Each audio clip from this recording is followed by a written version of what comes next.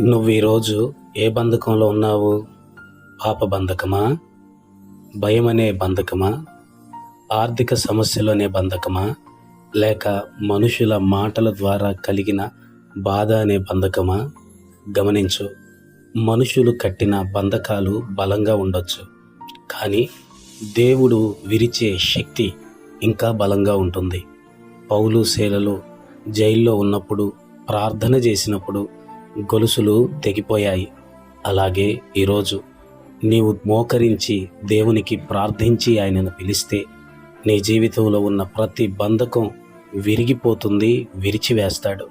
నీ సమస్య ఎంత పెద్దదైనా దేవుని శక్తి దానికంటే పెద్దది అని గుర్తించు. ఈరోజు ధైర్యంగా మోకాళ్ళ మీదకి రా, ప్రభువుకు ప్రార్థించు. ప్రభువా, నాకు విడుదల కలుగచేయని చెప్పు. దేవుడు నిన్ను ఖచ్చితంగా ఏ బంధకంలో ఉన్నా విడిపిస్తాడు. కృప మీకు కలుగునుగాక. ఆమేన్.